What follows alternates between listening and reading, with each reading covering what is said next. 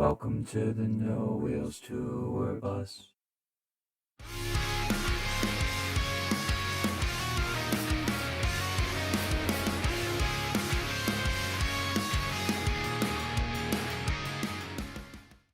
What was kind of your goal back in 2017 when you started this band? I know that, there are some newer members and there are a lot of old, forgotten members. But I know, Derek, you were in the band. So was this kind of a therapeutic, something to do? Or did you want to make this kind of your life's, your life's work, your life's goal? No intention for it to even get where it's at now. um, I had just joined the military and I was missing home like really bad. And I had a friend out of Pittsburgh, Pennsylvania, and he and I just decided that we really liked this wildlife and we wanted to make music similar to this wildlife. So we wrote a couple songs and Exposed came to be. They are what they are. Take it for face value. But I do believe I am correct saying that we have grown a lot since the Exposed EP. Yeah, I would agree that you've definitely grown a lot since then. I was not expecting this. This is so funny to me. At the time, also, Exposed was just me. Thad joined like literally right after, I think the day after I got done recording. Yeah, it was the day after I joined. Yeah, you finished recording. Yeah. You're a military guy. So what's the story behind that? Thad and I both are Air Force. I honestly just joined to get out of my hometown and do something. Yeah, I guess that's pretty much it. Yeah, that's kind of the same situation I was in. I went to college, didn't work out, got out of college, kind of just worked a couple jobs. Nothing really worked out for me doing that, so I was like, well, I need to get out of here. Quickest route was military, and never in my wildest dream did I ever think that it would bring me to these three guys right here to do what we're doing right now. So.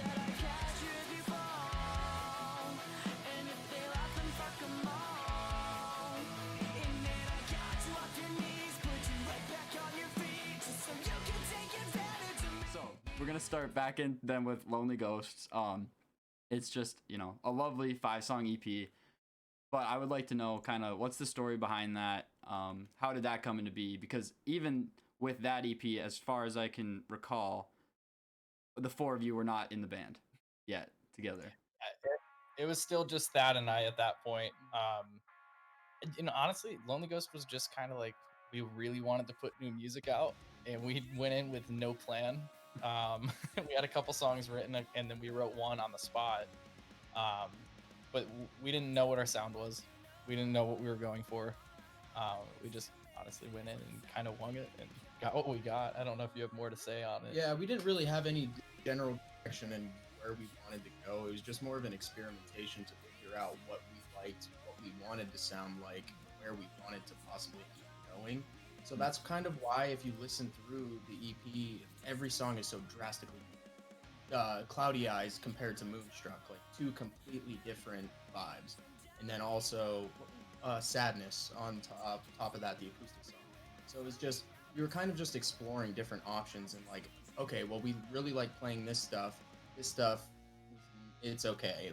And it seems like we've kind of grown into that same mindset of experimentation to figure out where we want to go. And it's kind of, with the addition of Graham and Chris, it's really starting to come into fruition, and we're really finding ourselves as musicians and finding where we want to go as a band together.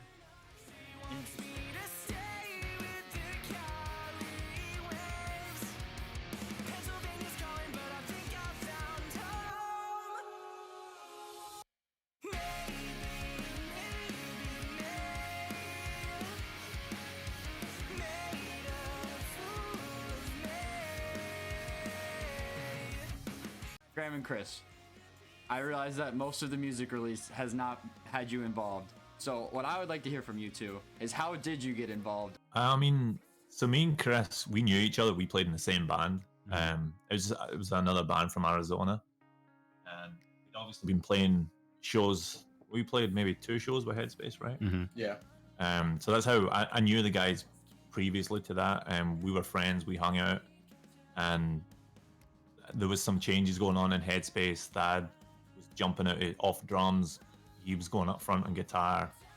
So that kind of opened up for me, and then I was like, all right, let's do it. And I just got involved. Like I said, I'd already played with Chris, so we liked the idea of getting a second guitarist, and we hit Chris up, and he jumped on board just the same. So that's how we're the four of us kind of got together. But Yeah, it was cool. Yeah, Lonely Ghost was definitely where Headspace popped up on my radar. So it was already something that Graham and I were listening to and we liked already. And we started playing shows with them, and we're already friends. So it was a cool transition to go from just liking someone's songs to being in the band. So Your previous band, Graham and Chris, how is Headspace drastically different? I think work ethic for sure. I think and especially nothing, obviously Thad too, but this is Derek's project from the beginning, and I think Derek's one of the most motivated people I've ever met in my life. You know what I mean? And I think Derek finds other people, the three of us, that are equally motivated individuals. You know what I mean? I think that's why this lineup of Headspace is working so well. Now we're really seeing this success because these are four really, really hardworking people. We all are just busting ass every day. I mean, since you're constantly working, you've got a bunch of effort going into this. What do you do outside of music? Do you have any big passions or hobbies, things that you can put your focus on to take a break? And I'll open this up to anybody. He has in my eyes got you just how do I answer this? I still know over that. It's honestly just music and puppies, dude. Yeah, Hey. facts. Walking dogs. Yeah. I loved you the best I knew how. I tried my best to hold us down. I'd only wish you'd understand that I loved you the best I knew how. I tried my best to hold us down. So when you're writing something, does somebody come forward with either a riff or maybe a chorus or a drum loop, something like that you kind of build around? Or do all of you just kind of write your own bits and pieces and then mash and see what sticks? It's evolved over the time, for sure. We definitely have a process now, but before I would say these guys joined, we really didn't have anything structured. We would kind of send stuff back and forth, but for the most part, for Lonely Ghost especially, he started all that stuff. And then for Distance, I see it's up on the screen right now. He had an instrumental written called The Distance, and I had lyrics written for a song called This Distance. And so we just fused the two together. It fit perfectly. We dropped the and this and just Distance. That's Yep. amazing. So, some of our songs are kind of crazy how they came to be. Feel Something. Too, Yeah, is I was the just same gonna way. say. Yeah. Feel Something wrote the same exact guitar riff. Yep. With lyrics. I mean, it has evolved to the point now where sometimes we're in a room and maybe Chris has this guitar riff and he'll show us, and then Graham will start drumming to it. Or for the most part, the big thing that we do is Thad will start back home with a Kemper and whatnot. He'll be playing something, think it's dope, send it to us, and I mean, I can let him speak on his process, but that's pretty much where we're at now. Yeah, so typically what I really like to do, it's become like a morning ritual. I got a vibe hammock out in my backyard that's strung up under a gazebo, and every morning I'll just wake up, grab my headphones, and then I'll start listening to what's new, what's popular right now, what are people listening to, what is grabbing people's attention. So typically what I'll do is I'll sit out there, listen to music for 45 minutes, and one song will stick with me, and I'll be like, oh, that's really catchy. And then I'll just run into my studio, and I'll just start trying to recreate that, but for Headspace, make it a Headspace sounding song. So I'll just kind of get a basic structure, and then I'll bounce it to these guys, and they'll be like, well, I like this part, or we need to change this part, but I really like this part. So, and then we'll just kind of converse about that to make sure that we're all on the same page with the structure of the song before we proceed with it. And then taking it to Blake Roses, our producer, is the polishing final steps of the entire process. Tell me where you've been, 'cause I know that you're running out of patience. I know I'm not around, but hold on, don't let go. Will we make it through? With distance all around you, I've really come undone. Will you pull me from down below? And I can feel you everywhere, floating round in summer air. I just need you to know.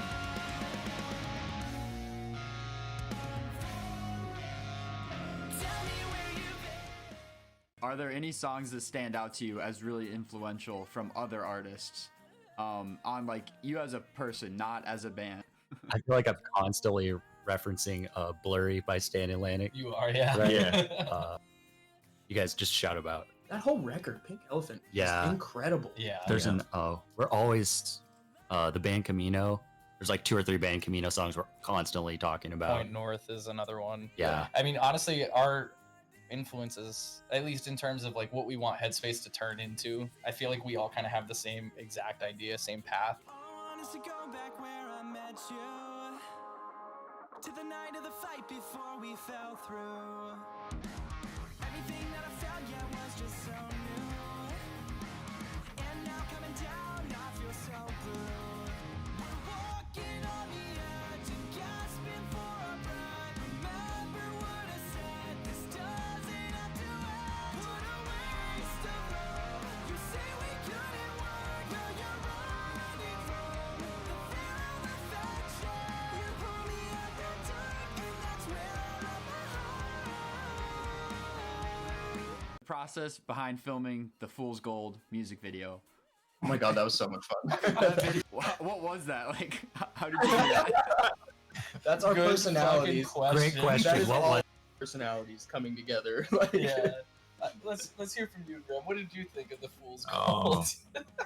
I mean, the idea was just all I knew, and I think all of us knew was, okay, we have a green screen, we're gonna go in our studio. So we filmed that in our practice space. So it's like it's not a huge room. We had a green screen we set up, and it was kind of like just be ourselves.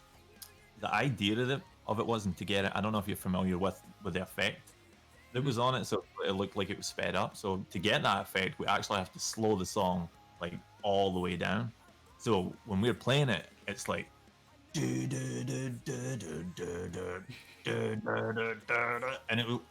we did that for like, I don't know, I felt like my part took like 4 hours. And I couldn't play it. I was like, I don't know how to play it this slow. It was a strange process, but that's what made it fun. Originally, yeah, it was going to be a different kind of idea, and then when Derek went to edit it, multiple of us kept popping up on accident, and we Yeah. we're like, Right. "Oh my, has to be the video." And so that's why it's so. It looks so cool. Doesn't the scene make it where Graham was drumming with Twizzlers? I was just gonna say, little known fact, an Easter nobody egg. can really see it because it's so quick. Right. But when he's laughing at the oh, he's looking down. I have the Twizzlers. Yeah, and that he was starts it. drumming with fucking Twizzlers. The fear of affection. You pull me out the dark, and that's where I love my heart. Yeah, you're wasted. What a waste of love. Related. When you play shows, do you guys have any like pre-show rituals or anything that you have to do in order to, play well? Typically, what I do, back when I was drumming, because I actually have not played a Headspace show yet as the guitarist of Headspace. That's what I was going to say. Yeah. I mean, we did 2 live stream shows, but I don't really count those.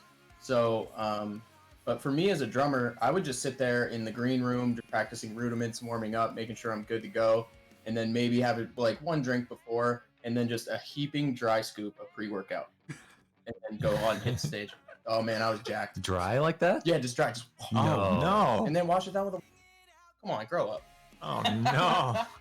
Oh no! I just like to have like some ice cream and lemonade. And I don't need all that shit. Take some out of that tips jar.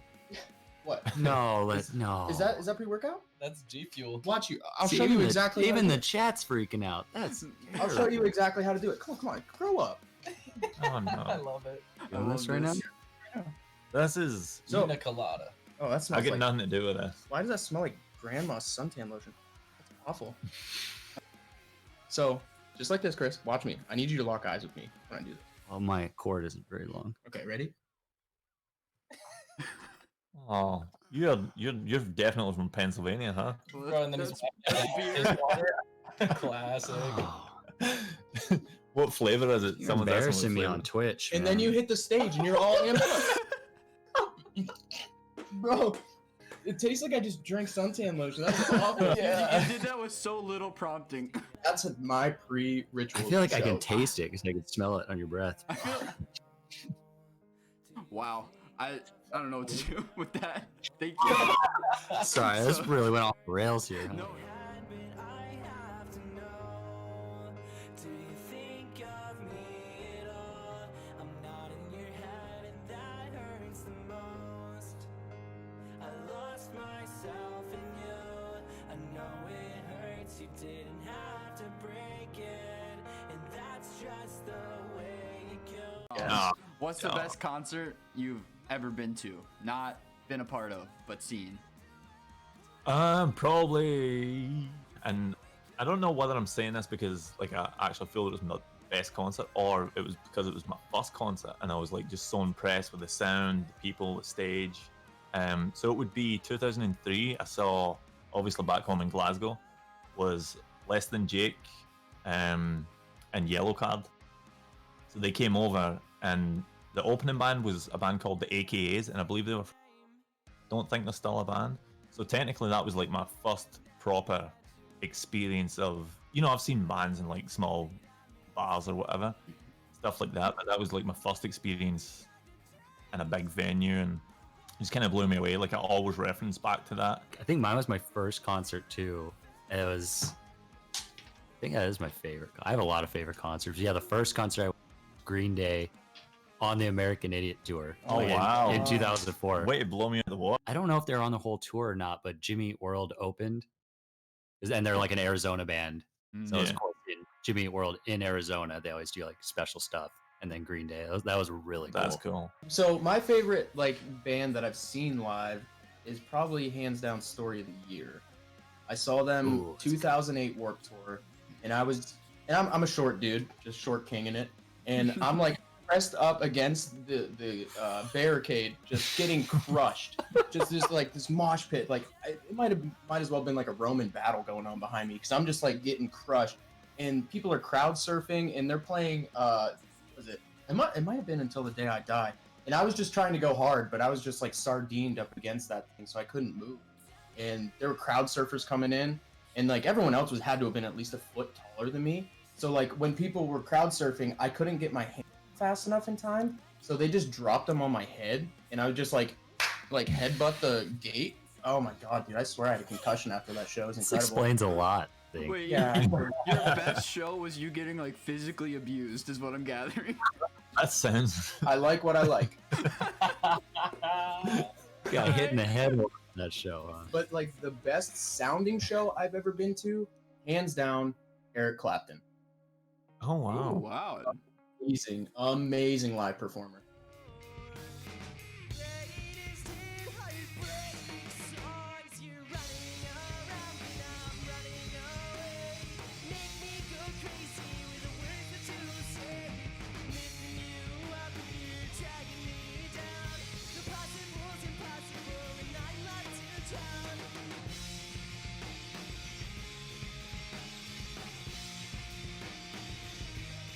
It's going. So, what do you think of Fool's Gold? Is it your favorite on the EP? Is it like what do we got for it?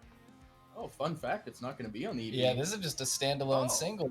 So everybody's getting lucky. They're getting 5 more new songs that have never been heard before from Headspace. But this song was cool just because, like, Thad and I drove back to Pennsylvania, where we're from, for Christmas, and we're driving in the car. I don't even know where the hell we were. Probably, I was delirious. as hell. yeah, probably fucking Kentucky. And we're just chilling, and we were listening to this song, Candy Coated Lies by Hot Milk. And I was just like, we need to do a single before this EP comes out, because I'm just realizing like how different this is gonna be, and it's gonna be like very shocking. So like we need a little bit of a bridge to fill that gap. And he's like, yeah, definitely, we're gonna knock this out. So we come back. We've been writing for like 2 months, trying to come up with something that was just a slammer, and came up with this. This was actually co-written with Blake Roses and John Lund from Point North, and formerly O'Weatherly. A new EP coming out this summer, correct? August 11th, 2021. Don't know Oh, if that's geez. true at all. Oh, that is definitely true. All right, well, August that's- 11th, you heard it. Yeah, it's been something that's been pre-established forever. That's gonna be the official 5th birthday of Headspace. Mhm. It's gonna be my first day out of the military. That'll mark my 6 years in the military. I think that's like the biggest thing. And then like a couple days later, I'm going to college for the first time. So it's just Ooh. like a really big day for me personally. And I think especially with like the content of this EP, like it just works out so well with how close this probably is mostly to me out of all of us. Yeah, yeah. So yeah, Right. August 11th.